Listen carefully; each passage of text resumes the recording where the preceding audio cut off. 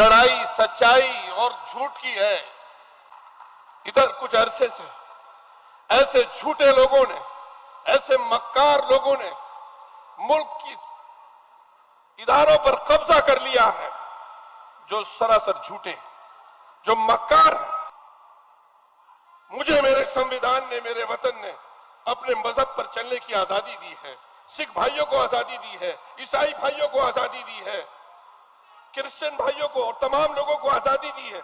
अगर इस आजादी को कोई छीनेगा तो अम्बेडकर के कानून और संविधान को खत्म करने के ये तो मुस्लिम पर्सनल बोर्ड वाले जब फैसला लेंगे इंशाल्लाह, तो उसमें सिर्फ मुस्लिम नहीं, दलित, आदिवासी, पिछड़े, पीडीए और तमाम जितने भी लोग हैं वो सब मिलकर इंशाल्लाह कानून बचाने के लिए दिल्ली की सड़कों पर सारे मुल्क से पहुंच जाएंगे और उन लोगों के जिन्होंने झूठ बोलकर मुल्क की आवाम को धोखा देकर न जाने क्या क्या गड़बड़ियां करके इख्तिदार पर कब्जा किया है, उनसे हिसाब लेने का जज्बा और ताकत और कुव्वत हिंदुस्तान की सच्ची आवाम में है। इनको कोई हरा नहीं सकता। कि आओ आओ इस संविधान को सब मिलकर बचाएं। इस वक्त लड़ाई सच्चाई और झूठ की है। आपने मुझसे पहले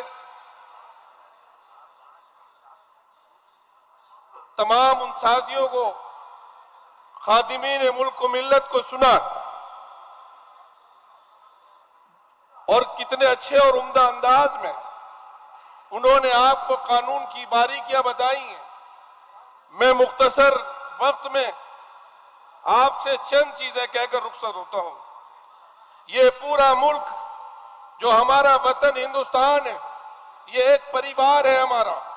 इसमें अगर कोई डेला बाहर से आएगा, कोई इसकी इज्जत और वकार को तार तार करेगा, चाहे कोई बाहर का हो या कोई हमारे में से, हमारे मुल्क का कोई बिखरा हुआ और गुमराह कोई जमात हो, कोई संस्था हो, कोई संघ हो, उसको भी हम वतन के लिए मंजूर नहीं देंगे, उसको भी हम कबूल नहीं करेंगे। इसलिए कि हमारे सामने वतन अजीज है, हमारे सामने यह अजीम हिंदुस्तान का जो खानदान है, जिसको बनाने और संवारने में हमारे बुजुर्गों ने और तमाम हिंदू और मुसलमानों ने मिलकर लड़ाई लड़ी और खून अपना बहाकर एक कानून बनाया, आजादी हासिल की। उस आजादी को छीनने की कोई कोशिश करेगा, उसको हम हर हाल में नाकाम वापस लौटा देंगे।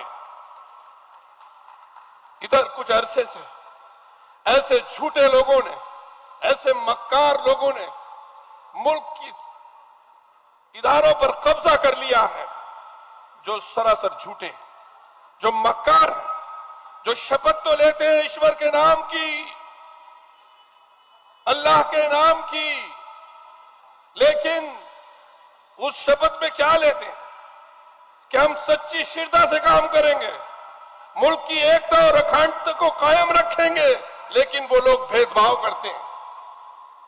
और उन्होंने भेदभाव यहां तक कर दिया कि आज मुल्क का वकार मुल्क की सरहदों के बाहर कम हुआ है, घटा है, घट रहा है। हम शर्मिंदा हैं। ऐसे लोगों को हमने अपने ऊपर मुसल्लत किया हुआ है, बिठाया हुआ है, जिन्होंने मुल्क की इज्जत को बट्टा लगा दिया है। बड़े शर्म की बात है ये। मुझे मेरे संविधान ने, मेरे वतन ने अपने मजहब पर चलने की आजादी दी है। सिख भाइयों को आजादी दी है, ईसाई भाइयों को आजादी दी है, क्रिश्चियन भाइयों को और तमाम लोगों को आजादी दी है। अगर इस आजादी को कोई छीनेगा तो अम्बेडकर के कानून और संविधान को खत्म करने के मुतरादिफ है ये बात। पिछले 10-11 सालों में मेरे आदिवासी भाइयों पर, दलित भाइयों पर और पिछड़े लोगों पर जितने अत्याचार हुए हैं, तारीख इसकी गवाह है कि ऐसी मिसाल आजादी के बाद कभी नहीं मिली है। मेरे अजीजों, आप इस मुल्क के रखवाले भी हो, आप इस मुल्क के मुहाफिज भी हो। और मैं मोहतरम हमारे बुजुर्ग मोहतरम अदीब साहब फरमा रहे थे कि डरी हुई सहमी हुई, मैं यह इख्तिलाफ करता हूं अपने बुजुर्गों से, ये डरी हुई सहमी हुई कौम के फर्जंद नहीं है। ये अगर सच्चाई के लिए खड़े हो गए तो मुल्क में कोई बुराई नहीं कर सकता।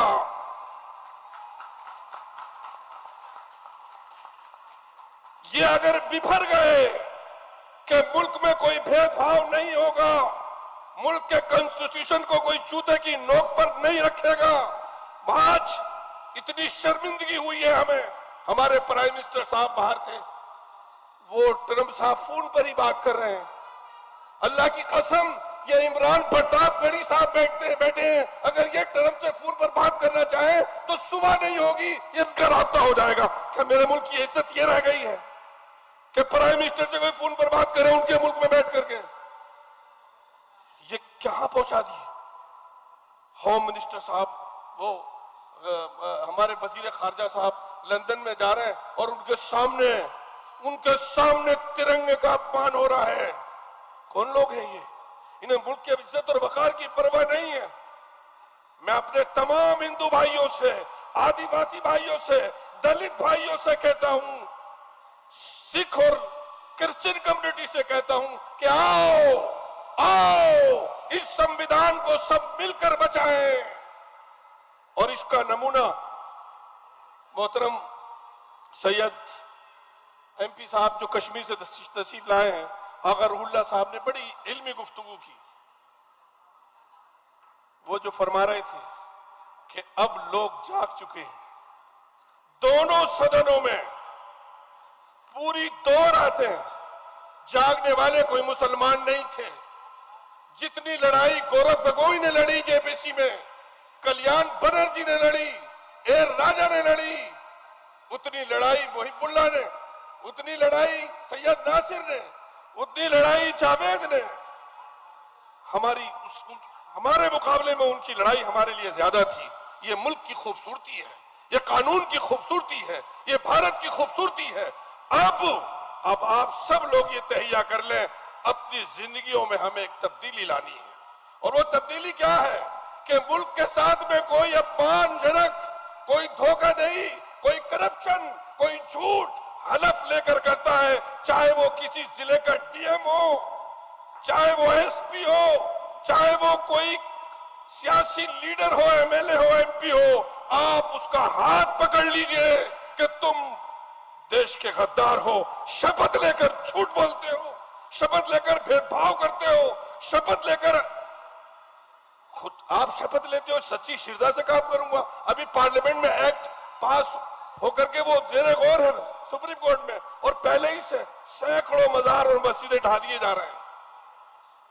उत्तर प्रदेश में ये हो रहा है। झारखंड तो हमारे सपोर्ट में खड़ा है, लेकिन उत्तराखंड और आसाम बिल्कुल देख ही नहीं रहे क्या हवा चल रही है। ये वो लोग हैं, हमारे मुल्क के अजीब वो लोग हैं, हिंदू मुसलमान सिख ईसाई, अब नौजवान वो लोग हैं जो तूफानों को पलट दिया करते हैं, जो आंधियों की हवाओं, आंधियों का रुख मोड़ देते हैं। ये कितना जज्बे वाले लोग हैं कि मौसम की तलखियां, बारिश के मूसलाधार बारिश के धारे इनके अज़्म को और हौसले को पसपा नहीं कर सकते। तो फिर ये लोग बैठेंगे कैसे? हमारे मोहतरम, मैं बात खत्म कर रहा हूं, जैसे सिख भाई साहब हमारे मोहतरम ने राय दी थी कि वक्त बचाओ आंदोलन शुरू किया जाएगा और दिल्ली में उसका जो है वो किया जाएगा। तो ये तो मुस्लिम पर्सनल बोर्ड वाले जब फैसला लेंगे इंशाल्लाह, तो उसमें सिर्फ मुस्लिम नहीं, दलित, आदिवासी, पिछड़े, पीडीए और तमाम जितने भी लोग हैं वो सब मिलकर इंशाअल्लाह कानून बचाने के लिए दिल्ली की सड़कों पर सारे मुल्क से पहुंच जाएंगे। और उन लोगों के जिन्होंने झूठ बोलकर मुल्क की आवाम को धोखा देकर न जाने क्या क्या गड़बड़ियां करके इख्तिदार पर कब्जा किया है, उनसे हिसाब लेने का जज्बा और ताकत और कुव्वत हिंदुस्तान की सच्ची आवाम में है। इनको कोई हरा नहीं सकता। वाखिर दावाना अनिल हम्दुलिल्लाहि रब्बिल आलमीन। मैं बहुत शुक्रगुजार हूं रांची की इस आवाम का, जिन्होंने साबित कर दिया ये आवाज कि हम मौसमों से हमारे इरादे, हमारे अज़ाइम नहीं बदला करते। हम जब इरादा कर लेंगे, हमें सुधरना है और सुधारना है, हमें सुधरना है और सुधारना है, तो मुल्क में कोई करप्शन नहीं होगा, कोई बदयांती नहीं होगी। मुल्क के हक के लिए कोई जो अगर डाका डालेगा, उसके हाथों को मरोड़ दिया जाएगा इंशाअल्लाहुल अजीज। वाखिर दावाना अल्हम्दुलिल्लाहि रब्बिल आलमीन। सीधा चश्मा, नजर बदलो, नजरिया बदलो।